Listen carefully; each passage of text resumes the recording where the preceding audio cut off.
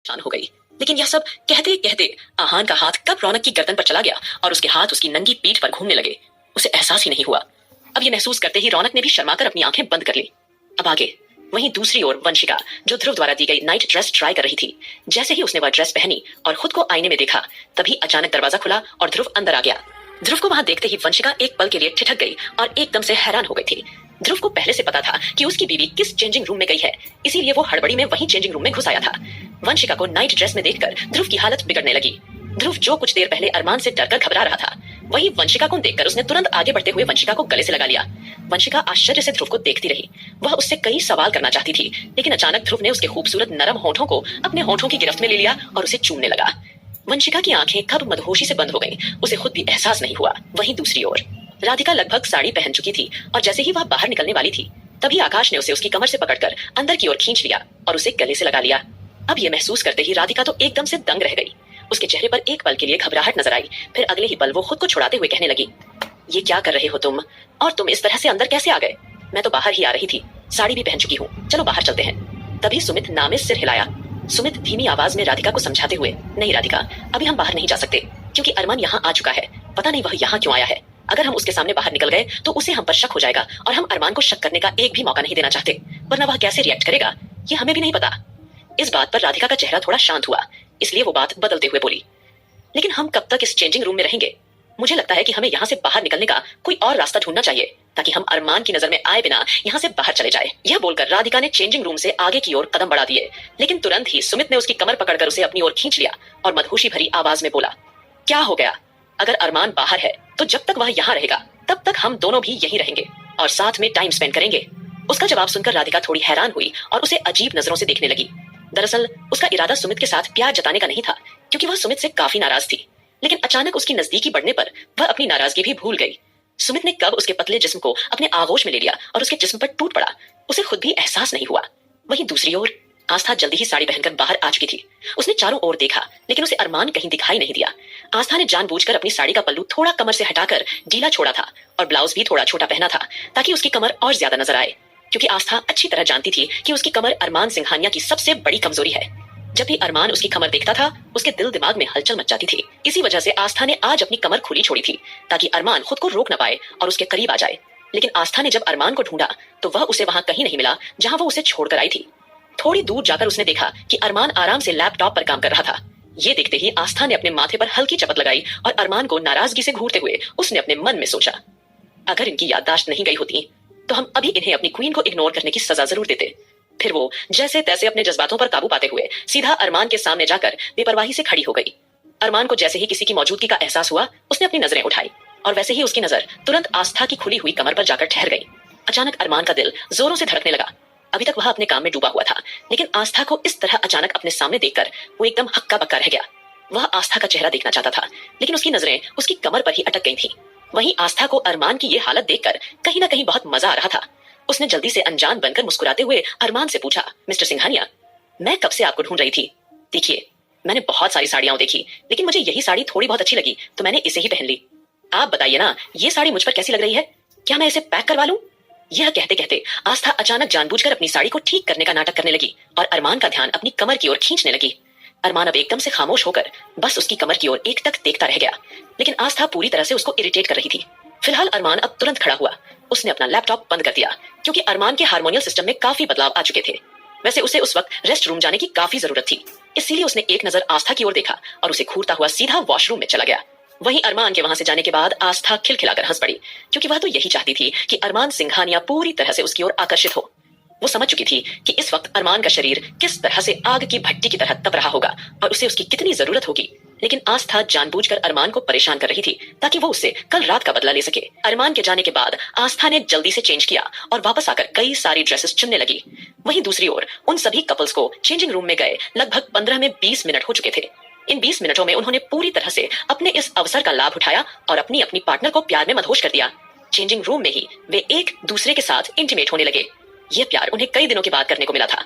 वहीं आहान और रौनक बहुत केयरफुल होकर अपने बच्चों का ख्याल रखते हुए भी एक दूसरे को पूरा प्यार दे रहे थे।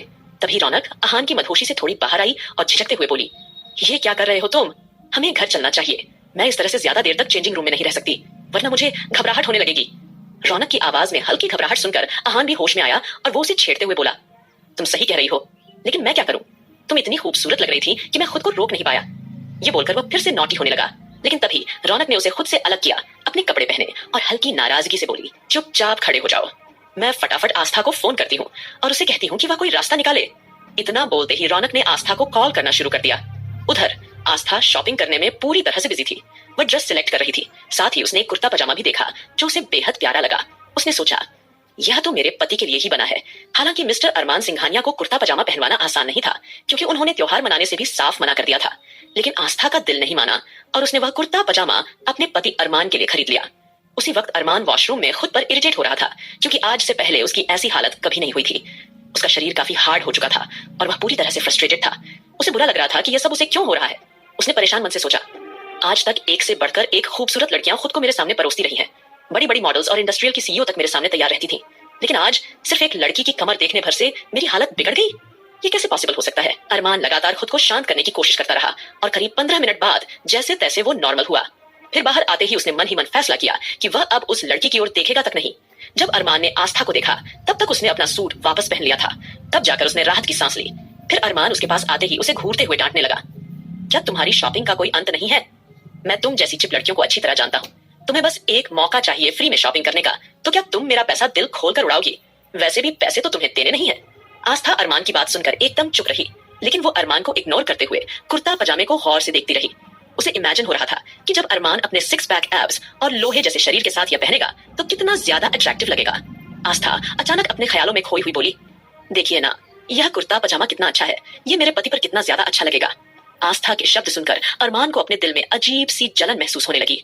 जिस तरह से आस्था प्यार से उस कुर्ते पजामे को निहार रही थी और कह रही थी कि ये उसके पति पर कितना अच्छा लगेगा, तो इस बात को सुनकर कहीं ना कहीं अरमान के मन में अजीब सी बेचैनी हो रही थी। इसलिए उसने गुस्से में आस्था को टोका।